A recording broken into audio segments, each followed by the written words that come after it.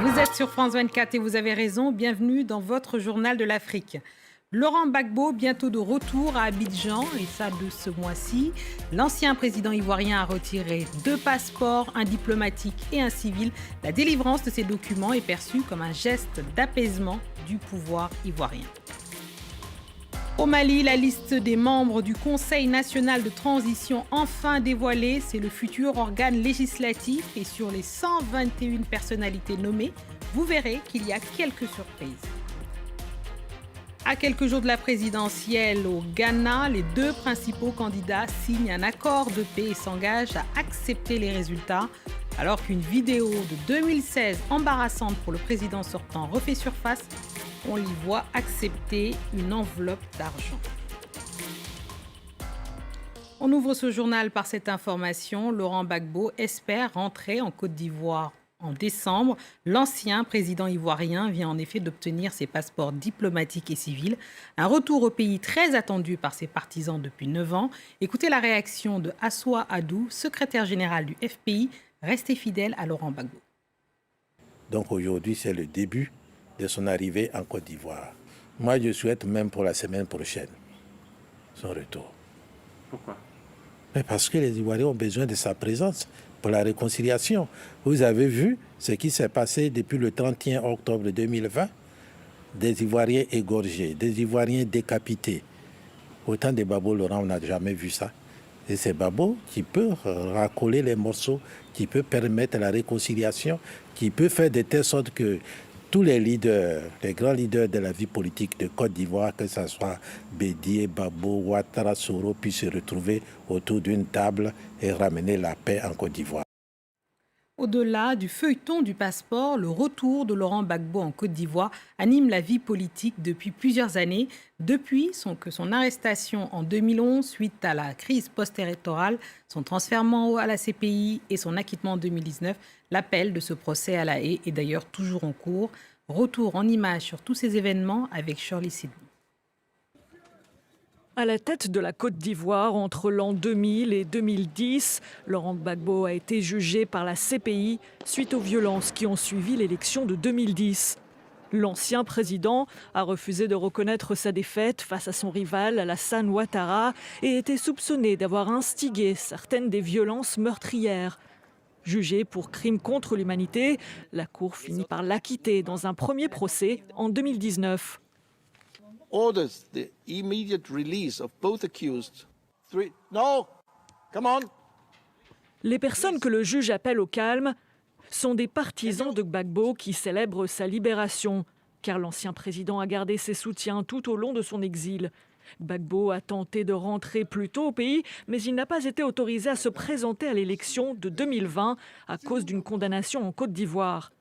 Son rival Alassane Ouattara, lui, s'est bien présenté à un 3e mandat dans cette élection contestée. Maintenant, la Côte d'Ivoire fait face à de nouvelles tensions. Le fait que le président Ouattara accepte le retour de Gbagbo peut-il apaiser la situation? It's less Gbagbo and more his supporters, because the identity of being Southern is what's driving these people. Offering Gbagbo re-entry into Ivory Coast is an effort to appease his supporters. Mais le retour de Laurent Gbagbo peut aussi exacerber les tensions s'il choisit de rejoindre ceux dans l'opposition qui remettent en question l'élection d'Alassane Ouattara. Et toujours en Côte d'Ivoire, le célèbre duo de musiciens ivoiriens Yodé et Siro ont été condamnés à 24 mois de prison avec sursis et 5 millions de francs CFA, soit 7 500 € d'amende chacun. Les musiciens étaient accusés d'avoir pris à partie le procureur de la République Richard Adou lors d'un concert. Ils reprochaient au procureur de poursuivre uniquement les militants de l'opposition dans le cadre des enquêtes sur les violences électorales, la présidentielle du 31 octobre dernier. Et on passe au Mali et à l'annonce très attendue des membres du Conseil national de transition. Depuis le coup d'État militaire du 18 août dernier, 3 organes dirigent le pays. Après la désignation du chef de l'État, la nomination d'un Premier ministre et des membres du gouvernement, le CNT est la 3e institution de la transition. C'est le futur Parlement. Et on retrouve pour en parler Serge Daniel à Bamako. Tout à fait. Le nom qui était le plus attendu, c'était le numéro 53 sur la liste des 121. Malik Diao, c'est un colonel de l'armée malienne. C'est le numéro 2 de la junte qui va disparaître en principe à partir de ce samedi après la mise en place du bureau du Conseil national de transition. Malik Diao, on s'attendait à son nom parce que les militaires rêvent de le voir à la tête du Conseil national de transition qui, comme vous le savez ici, est un organe de transition, mais un organe législatif, donc qui va jouer le rôle de l'Assemblée nationale. Malik Diao est sur la liste, on s'attendait, c'est le principal nom qu'on attendait ici. Il y a le nom également de certains alliés de la junte, notamment les conseillers juridiques qu'ils avaient. Ce n'est pas une surprise non plus, mais il y a des surprises. Les surprises, c'est que vous avez des partis politiques ici du Mali, de l'ex-opposition, de l'ex-majorité, qui avaient annoncé qu'ils ne participeraient pas du tout au Conseil national de transition. Et là, on a vu sur la liste définitive des noms de responsables de ces partis politiques. Par exemple, M. Diarra-Souba, Mamadou Diarra-Souba, c'est une grosse cylindrée de l'ancien parti au pouvoir. Il est sur la liste. Il y a également Assarid Inbakarwan, l'ancien allié, le principal allié de l'ancien parti au pouvoir, qui est sur la liste des personnes qui sont membres du Conseil national de transition. Donc, effectivement, il y a des surprises et puis ensuite, il y a des noms qui n'étonnent pas du tout. Et ce document sur France 24, notre journaliste Nicolas Germain a pu s'entretenir avec le chef des rebelles du Tigré, Debretsion Gebremichael. Les combats continuent dans la région entre les troupes et les forces gouvernementales éthiopiennes.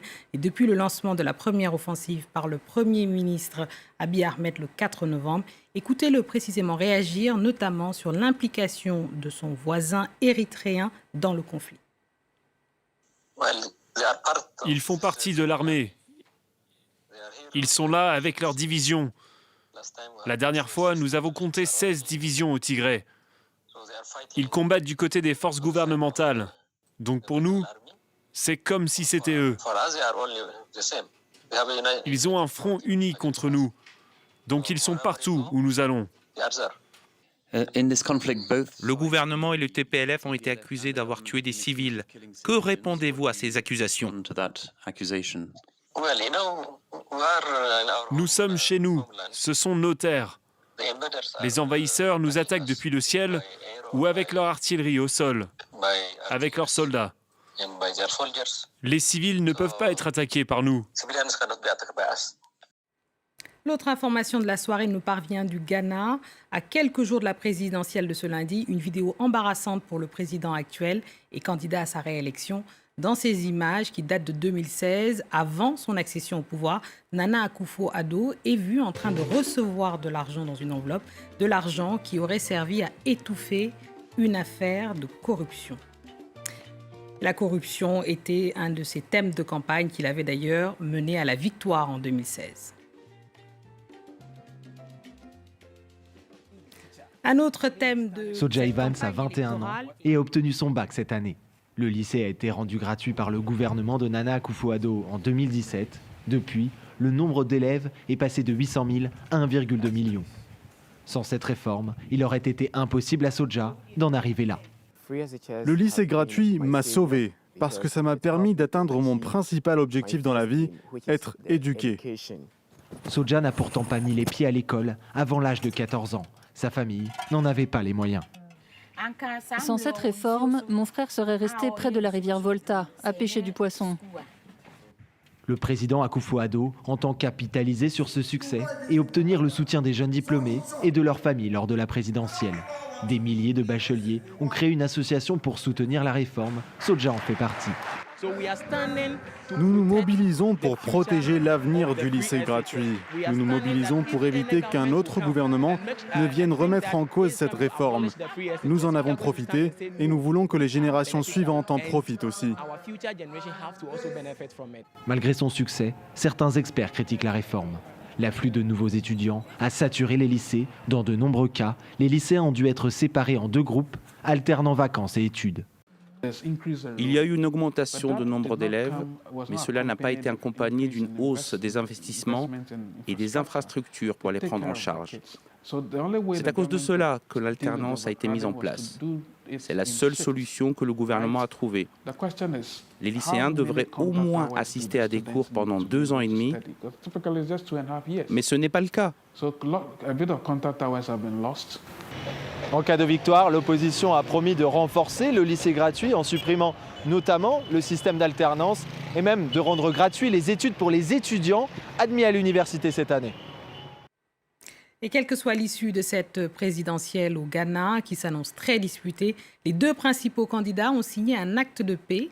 Nana Akufo-Addo, président sortant, et John Mahama se sont engagés à ne promouvoir aucune violence lors du vote de lundi, ainsi qu'à la proclamation des résultats. Et c'est ainsi que nous refermons cette édition du Journal de l'Afrique. Merci à tous ceux qui nous ont suivis, et en particulier ceux de Touba à Ouarzazate en passant par Fès. Restez avec nous car l'actualité continue sur France 24.